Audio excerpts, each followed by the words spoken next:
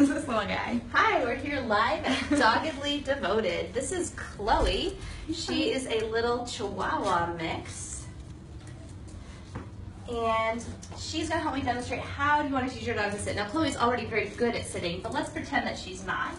If she was not, I would put a little tiny treat on her little tiny nose and then lift it up until her butt went down. She thinks, yes. And as soon as she gave me that behavior, yes, I would reward it.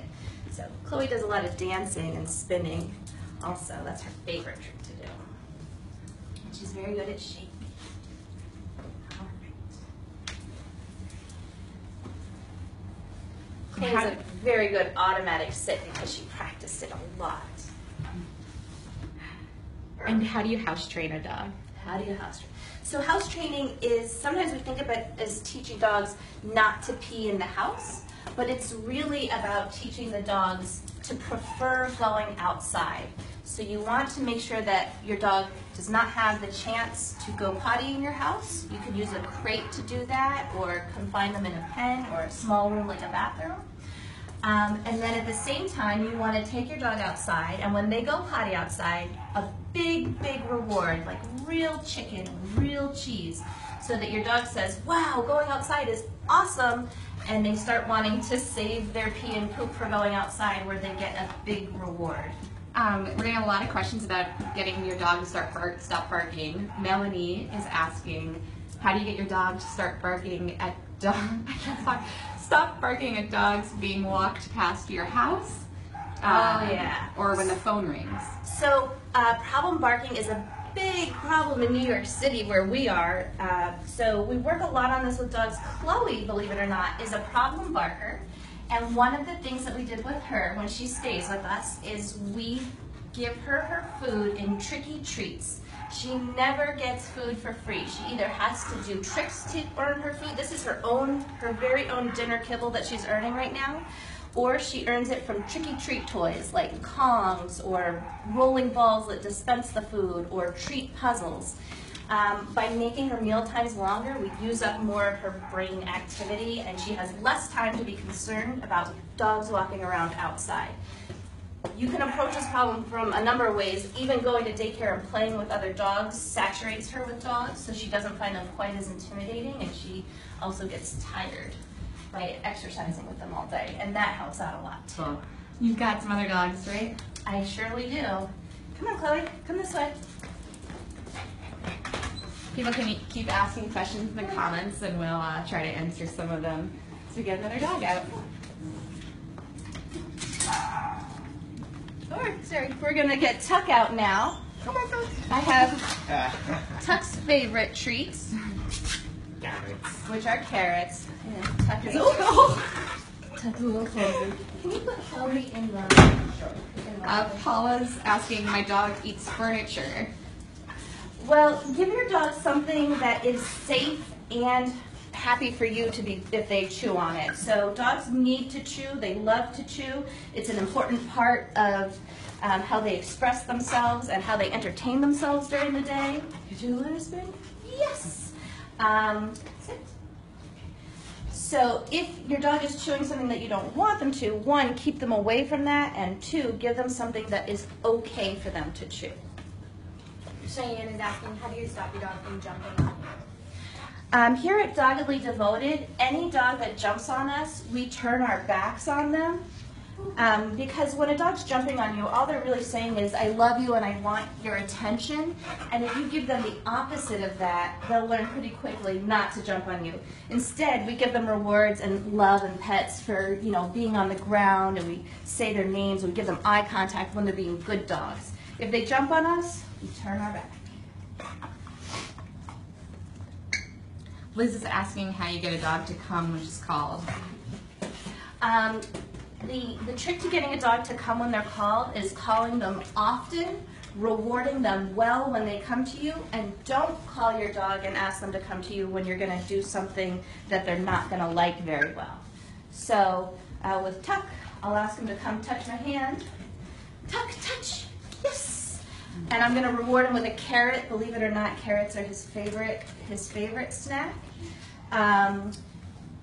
I won't call him to me if I'm going to put him in the bathtub because he finds that punishing and he doesn't want to go in the tub. So I don't want to teach him every time I call you, I throw you in the tub.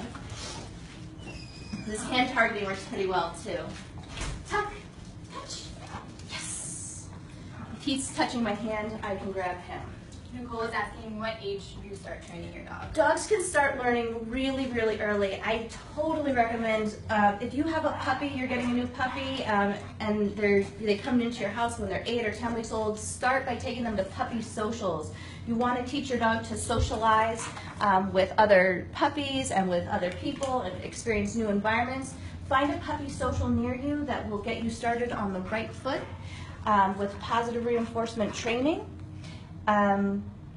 If your dog's a little bit older, they can all learn. Dogs are learning at all ages, anytime. You can even teach a really old dog new tricks. Maria is asking how you get him to stop crying when you leave a room. It's really hard when your dog loves you so much and the thing that they really want is to be around you. One way to do that is to work them up to longer and longer intervals of being alone. So you only leave at first for 5 seconds and then for 10 seconds, and they know that you come back and they get rewards for, relaxing quietly. Some of the food enrichment that we talked about with Chloe, Tricky Treat toys and frozen Kongs, can help use up their mental energy while you're away and help them self-soothe. Also, if your dog only ever gets their favorite food when you leave the house, pretty soon they'll be asking you to leave so that they can get their very favorite thing. Great, and you've got more dogs, right? Yes, I do. Come on, Tuck. We'll be seeing Tuck a little later to go walking and do some walking training. Uh-oh. Can you grab Mondu for me? Or no, just take him in. I'll get Mondu. And if anyone has any questions, put them in the comments, and we'll try to get them answered. Hi, Teddy.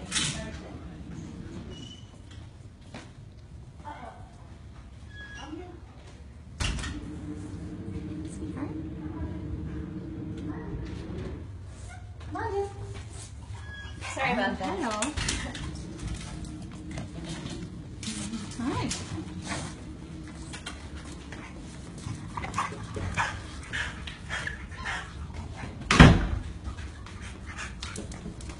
This is Mandu, rhymes with fondue, and dumpling in Korean. He's a French bulldog. Malik is asking, how can she get the dog to stop barking at other dogs? So if your dog barks at other dogs when you're out on a walk, one of your best courses of action is teach your dog to look at you instead of looking at the other dogs. Can you go down?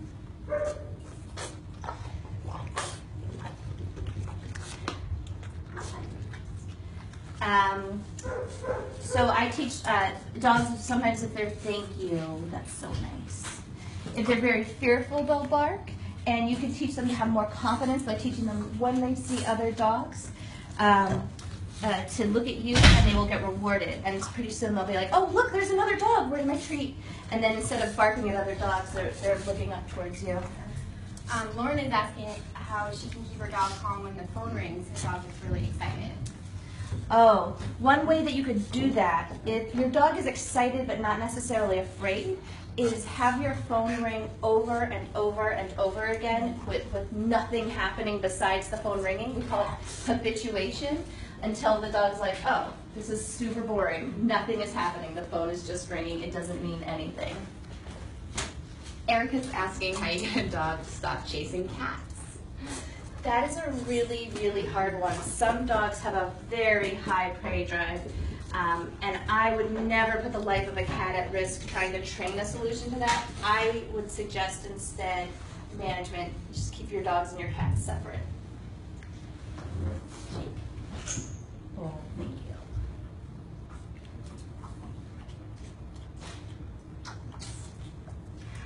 A lot of questions about how you get your dog to stop pulling on the leash. Oh, are we gonna? I think we're gonna this actually one show outside? that pretty soon. So. I'll summarize real quickly what we're gonna do. We're gonna take Tuck outside. I'm gonna show you how to get your dog to look up at you while you're walking instead of looking out at the road and looking for treats. You need to be more rewarding than the street. Mark's asking, how do I get my Golden to stop licking my face? Okay. I think that your golden is licking your face because she loves you so very much. If every time she licked your face, you walked away and closed the door between you and her, she would stop doing it because the last thing she wants to do is to push you out of the room or push you away. She just wants to be close to you. So try giving her a different consequence. Don't talk to her about it. Don't say her name. Don't look at her. Just turn and walk away. Marissa is asking, what about dogs who are food guarding? Food guarding is a really complicated issue. It's pretty easily solved between dogs and humans, and I strongly urge you to get the help of a professional trainer for this one because you don't want to accidentally make anything worse. But it's definitely a problem that can be fixed. I have a little foster fail, which means a dog that I was gonna foster but ended up adopting. When he came to us, he guarded his food bowl. He was against dogs, against humans, against everybody. We worked with him on it, and now he'll let anybody put their hands in his bowl, no problem. You've got one more dog? I sure do. Come on, Duke. Let's train. Any Sansa favorite? Sansa? Come on, Duke. This way.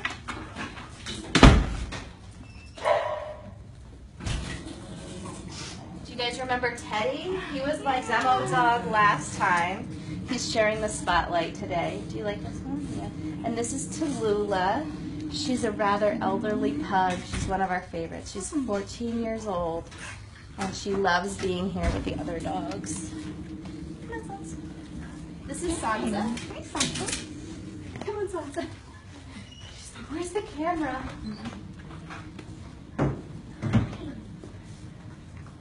Sansa is a Cavalier King Charles Spaniel. I always get those words in the wrong order. Never did it right. Good. Janie's asking how you keep a dog from chewing on stuff. So dogs really need to chew on things. The trick to this is give them appropriate chew toys that they can chew on, and always take away the thing that you take away your shoes. Don't let them chew on your shoes, and substitute something that they can chew on. You might have to try out different kinds of toys to find the one that is really satisfying for your dog. But it's really worth it because chewing is an important and doggy behavior. They can sort of bliss out on chewing a calm the way we read a book or watch a movie. All right, well, we're getting a lot of questions about leash training, so I feel like we should go outside. Yeah, let's do that with Cool. Tom. All right, we'll be back in about 5 minutes. All right. We go